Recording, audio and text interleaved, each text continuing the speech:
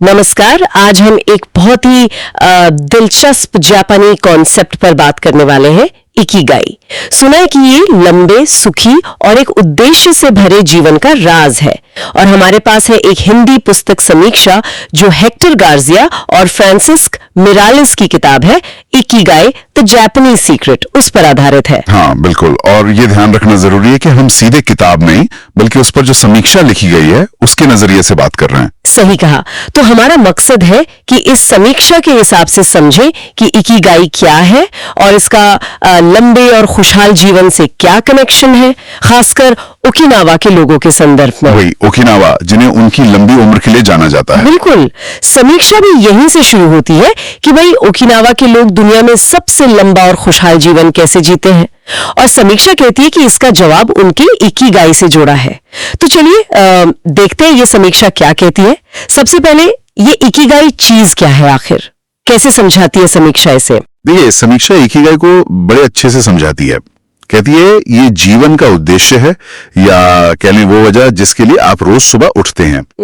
लेकिन इससे भी आगे जाकर समीक्षा इसे सिर्फ कोई एब्स्ट्रैक्ट आइडिया नहीं मानती, ये इसे 4 चीजों का आप कह सकते हैं चौराहा या संगम बताती है। 4 चीजें कौन सी? हाँ 4। पहला, आपका पैशन, मतलब वो जो आपको करना पसंद है। दूसरा, मिशन, यानी दुनिया को किस चीज की जरूरत है। तीसरा, वोकेशन, आप किस काम में अच्छे हैं, आपका हुनर। और चौथा, प्रोफेशन, यानी आप किस काम से पैसे कमा सकते हैं। अच्छा, ये वो 4 सर्कल वाला वेन डायग्राम जो अक्सर दिखता है। तो समीक्षा क्या कहती है इसके बारे में? ये जो संगम है, क्या इसे ढूंढना आसान है? समीक्षा का क्या टेक है इस पर? समीक्षा सीधे सीधे आसान या मुश्किल तो नहीं कहती, लेकिन जिस तरह से इन चारों के मेल की बात है ना, पैशन, मिशन, वोकेशन, प्रोफेशन, उससे ये इशारा तो मिलता है कि ये कोई मतलब एक दिन में मिलने वाली चीज नहीं है। समीक्षा इस पर जोर देती है कि अपना इकिगाई पहचानना एक गहरी सेल्फ डिस्कवरी की यात्रा है। खुद से सवाल पूछना, अपनी वैल्यूज समझना और इन चारों के बीच एक बैलेंस खोजना। समीक्षा का नजरिया है कि ये एक प्रोसेस है, मंजिल से ज्यादा एक दिशा। दिलचस्प। तो ये सिर्फ ये जानना नहीं कि मुझे क्या पसंद है, बल्कि ये भी कि दुनिया को क्या चाहिए और मैं उसमें क्या अच्छा कर सकती हूँ, और साथ में घर भी चले। समीक्षा क्या इस बात पर जोर देती है कि चारों का बैलेंस ही असली इकिगाई है? बिल्कुल बिल्कुल। समीक्षा का तर्क यही है कि असली सेटिस्फैक्शन, वो उद्देश्य वाली फीलिंग तभी आती है जब ये चारों पहलू मिलते हैं। सोचिए, हो सकता है आप किसी काम में बहुत अच्छे हो और पैसे भी कमा रहे हो, वोकेशन और प्रोफेशन मिल गया। हाँ। लेकिन अगर उसमें आपका पैशन नहीं है, या आपको नहीं लगता कि इससे दुनिया का कुछ भला हो रहा है, पैशन और मिशन गायब हैं, तो शायद वो अंदर से खालीपन लगे। सही बात है। और वैसे ही अगर आप सिर्फ पैशन के पीछे हैं लेकिन उससे गुजारा नहीं चलता, या आप उतने माहिर नहीं हैं, तो भी बैलेंस बिगड़ रहा है। समीक्षा इसी बैलेंस को, इसी मीठे स्पॉट को इकिगाई का दिल मानती है। समझ गई। अच्छा, अब जरा ओकिनावा पर आते हैं। समीक्षा में इन लोगों का जिक्र है जो 100 साल से भी ज्यादा जीते हैं, वो भी खुशी खुशी। समीक्षक उनके लंबे जीवन का क्या राज बताते हैं? क्या सिर्फ इकिगाई या कुछ और भी? देखिए, समीक्षा ओकिनावा की लंबी उम्र के पीछे ना कई चीजों का एक मिला जुला ताना बाना देखती है। हाँ, इकिगाई मतलब जीवन में उद्देश्य होना एक बहुत इंपॉर्टेंट हिस्सा है, लेकिन अकेली चीज नहीं है। समीक्षा इसे उनकी पूरी जीवन शैली, उनकी पूरे लाइफस्टाइल के कॉन्टेक्स्ट में रखती है। इसमें उनका खान पान है जो ज्यादातर पौधों पर आधारित, बैलेंस्ड और कम कैलोरी वाला होता है। वो हरा हाचीबू वाला सिद्धांत, पेट 80% भरना। हाँ, सुना है इसके बारे में। फिर है हल्की फुल्की लेकिन लगातार फिजिकल एक्टिविटी, बागवानी, चलना फिरना, उनका पारंपरिक डांस वगैरह। लेकिन एक चीज जो समीक्षा खासतौर पर हाईलाइट करती है वो है उनका मजबूत सोशल कनेक्शन। हाँ, ये सोशल कनेक्शन वाला पॉइंट तो वाकई बहुत जरूरी लगता है। आज की भागदौड़ में अक्सर ये पीछे छूट जाता है। समीक्षा इसे उनकी लंबी उम्र से कैसे जोड़ती है? समीक्षा बताती है कि ओकिनावा में मोआई नाम की एक परंपरा है। ये बचपन के दोस्तों का एक ग्रुप होता है जो पूरी जिंदगी एक दूसरे का साथ निभाते हैं, सोशली, इमोशनली, यहाँ तक कि फाइनेंशियली भी। अच्छा, पूरी जिंदगी। हाँ, ये अकेलापन दूर करता है, स्ट्रेस कम करता है और एक मतलब अपनेपन की गहरी भावना देता है। समीक्षा का तर्क है कि ये जो सोशल सेफ्टी नेट है, ये उनके उद्देश्यपूर्ण जीवन इकिगाई के साथ मिलकर तनाव घटाने और मेंटल हेल्थ को बनाए रखने में बहुत मदद करता है। तो ये सिर्फ फिजिकल हेल्थ नहीं बल्कि मेंटल, इमोशनल और सोशल हेल्थ का एक पूरा पैकेज है, जिसे समीक्षा उनकी लंबी उम्र का सीक्रेट मानती है। तो असल में समीक्षा का मानना है कि उनका इकिगाई कोई अलग थलग चीज नहीं है, बल्कि उनकी पूरी लाइफस्टाइल, खान पान, एक्टिविटी, रिश्ते, सोच, इन सब में गुंथा हुआ है। ये बात तो बहुत मायने रखती है। बिल्कुल सही कहा आपने। समीक्षा इसी हॉलिस्टिक अप्रोच पर जोर देती है। ये दिखाती है कि कैसे जीवन के अलग अलग पहलू एक दूसरे को सपोर्ट करते हैं और मिलकर एक लंबा और संतुष्ट जीवन बनाते हैं। जब आपके पास जीने का एक उद्देश्य होता है ना, तो आप अपने स्वास्थ्य का भी बेहतर ध्यान रखते हैं, आप सामाजिक रूप से भी जुड़े रहते हैं और मुश्किलों का सामना भी बेहतर तरीके से कर पाते हैं। ये सब मिलकर एक पॉजिटिव साइकिल बनाता है। इसी बातचीत में एक और दिलचस्प कॉन्सेप्ट आता है जिसका जिक्र समीक्षा करती है, फ्लो की अवस्था। जब कोई किसी काम में इतना खो जाता है कि समय का भी ध्यान नहीं रहता।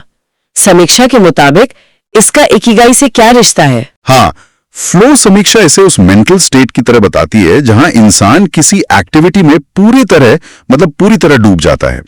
ध्यान एकदम फोकस होता है, समय का एहसास बदल जाता है और उस काम को करने में ही मजा आता है, रिजल्ट की परवाह किए बिना। समीक्षा इसे इकिगाई से दो तरह से जोड़ती है। पहला, जब आप कोई ऐसा काम कर रहे होते हैं जो आपके इकिगाई से जुड़ा है, मतलब जिसमें आपका जुनून, हुनर, उद्देश्य सब मिलते हैं, तो फ्लो महसूस होने की संभावना बहुत बढ़ जाती है। ये एक तरह का इशारा हो सकता है कि आप सही ट्रैक पर हैं। और दूसरा तरीका, क्या फ्लो सिर्फ इकिगाई वाले कामों में ही मिल सकता है? दूसरा, समीक्षा ये भी कहती है कि फ्लो का अनुभव करना अपने आप में बहुत फायदेमंद है। ये जीवन में गहरा संतोष और खुशी लाता है। तो फ्लो की अवस्था तक पहुंचना अपने इकिगाई को जीने का एक तरीका बन सकता है। समीक्षा ये तो साफ नहीं कहती कि फ्लो सिर्फ बड़े या इकिगाई वाले कामों में ही मिलेगा। वैसे फ्लो का जो सिद्धांत है वो कहता है कि ये किसी भी ऐसी एक्टिविटी में मिल सकता है जिसमें चैलेंज और स्किल का सही बैलेंस हो, लक्ष्य साफ हो और तुरंत फीडबैक मिले। अच्छा। हाँ, लेकिन समीक्षा का जोर इस बात पर है कि अपने इकिगाई से जुड़े कामों में फ्लो ढूंढना जीवन को और ज्यादा सार्थक बनाता है। ये हमें प्रेजेंट मोमेंट में, वर्तमान क्षण में पूरी तरह जीने का अनुभव कराता है। ये दिलचस्प है कि कैसे किसी काम में पूरी तरह डूब जाना खुशी और उद्देश्य की भावना से जुड़ा हो सकता है। मैंने इस तरह से सोचा नहीं था। अच्छा, समीक्षा में छोटी छोटी खुशियों पर भी जोर दिया गया है।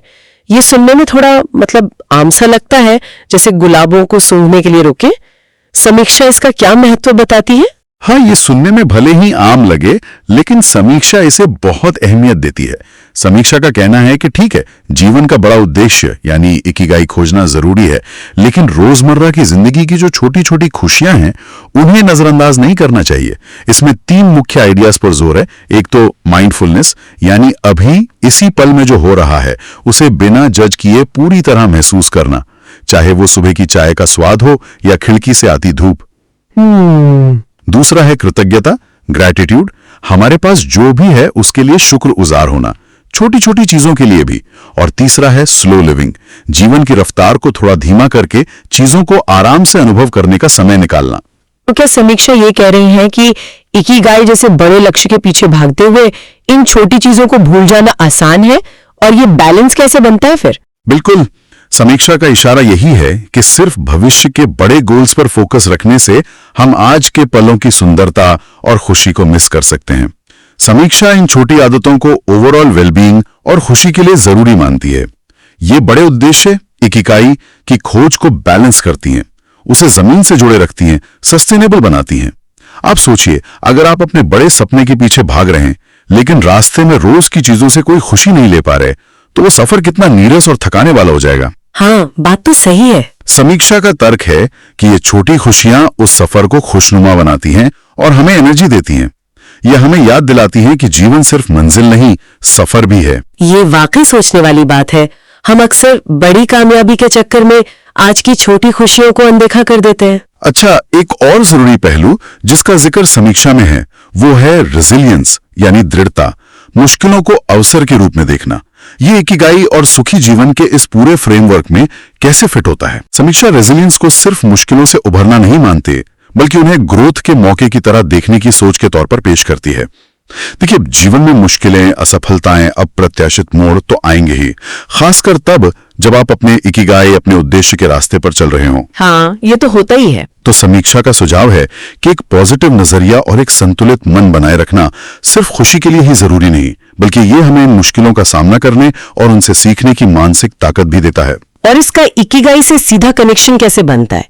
क्या समीक्षा कोई उदाहरण देती है या बताती है कि ये सोच कैसे डेवलप की जा सकती है? समीक्षा इसे इकिगाई की यात्रा का एक जरूरी हिस्सा मानती है। अपने पैशन या उद्देश्य को फॉलो करना हमेशा आसान नहीं होता। हो सकता है सामाजिक दबाव हो, पैसों की तंगी हो, या आप फेल हो जाएं। समीक्षा का तर्क है कि रेजिलियंस ही वो चीज है जो आपको हार मानने से रोकती है। मुश्किलों को रुकावट मानने के बजाय उन्हें सीखने, अपनी स्ट्रैटेजी बदलने या और मजबूत बनने का मौका समझना, यही सोच इकिगाई के रास्ते पर टिके रहने में मदद करती है। समीक्षा शायद कोई स्टेप बाय स्टेप गाइड नहीं देती, लेकिन वो इस विचार पर जोर देती है कि हर चुनौती में कुछ पॉजिटिव या सीखने लायक छिपा हो सकता है। ये कुछ एंटी फ्रैजाइल होने जैसा है, यानी झटकों से टूटना नहीं बल्कि और बेहतर बनना। ये नजरिया इकिगाई की खोज को एक एडवेंचर बना देता है, बोझ नहीं। एंटी फ्रैजाइल, ये एक दमदार विचार है। तो अब तक हमने इकिगाई क्या है, ओकिनावा का उदाहरण, फ्लो स्टेट, छोटी खुशियों का महत्व और रेजिलियंस पर समीक्षा का नजरिया समझा। संक्षेप में बताएं, इस किताब पर समीक्षक की फाइनल राय क्या है? क्या वो इसे पढ़ने की सलाह देते हैं? समीक्षक की राय तो बहुत ही पॉजिटिव है। वो इस किताब को सरल, स्पष्ट, प्रेरणादायक और यहां तक कि जीवन बदलने वाली भी बताते हैं। समीक्षा इस बात की तारीफ करती है कि किताब एक जटिल जापानी फिलॉसफी को बहुत ही आसान और प्रैक्टिकल तरीके से समझाती है।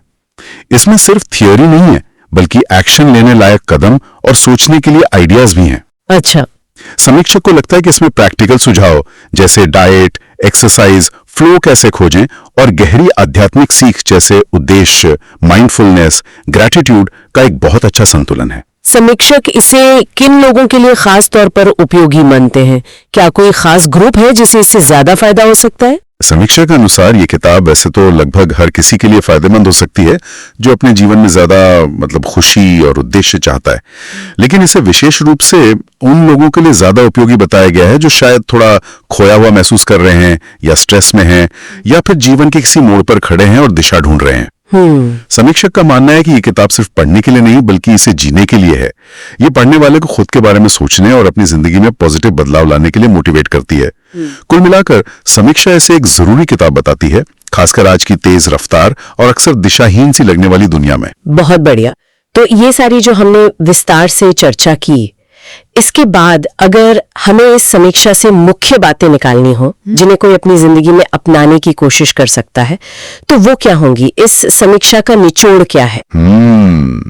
इस पूरी बातचीत और समीक्षा के विश्लेषण के आधार पर मुझे लगता है कि खुशहाल, उद्देश्यपूर्ण और शायद लंबी जिंदगी के लिए 3 मुख्य पिलर्स सामने आते हैं, जैसा कि समीक्षा ने पेश किया है।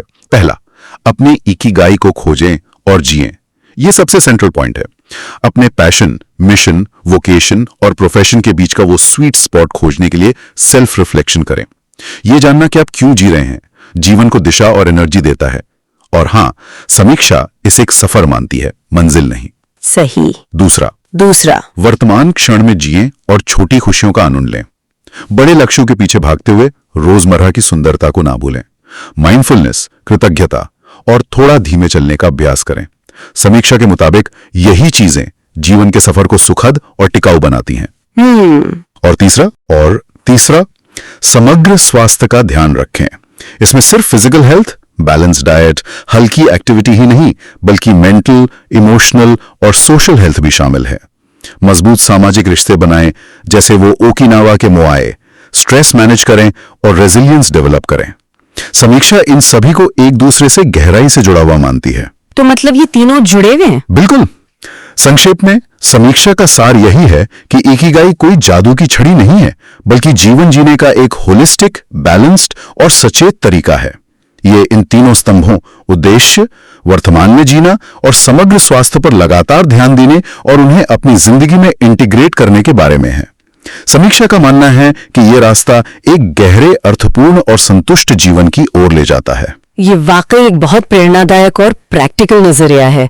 धन्यवाद इस समीक्षा के जरिए इकिगाई के कॉन्सेप्ट को इतने अच्छे से समझाने के लिए। शुक्रिया। और इस चर्चा के अंत में सुनने वालों के लिए एक विचार छोड़ते हैं। हमने फ्लो की अवस्था की बात की, जिसमें हम किसी काम में पूरी तरह डूब जाते हैं। समीक्षा इससे इकिगाई से जोड़ती है। जरा सोचिए क्या हम इस फ्लो की अवस्था को जानबूझकर अपने रोजमर्रा के जीवन में, यहाँ तक कि उन कामों में भी ला सकते हैं जो हमें थोड़े बोरिंग या नीरस लगते हैं, जैसे सफाई करना या ऑफिस का कोई रूटीन काम? क्या इन साधारण कामों में भी फ्लो खोजने की कोशिश हमारे ओवरऑल वेलबींग, हमारी खुशी और जिंदगी को देखने के हमारे नजरिए को पॉजिटिव तरीके से बदल सकती है? इस पर विचार कीजिएगा।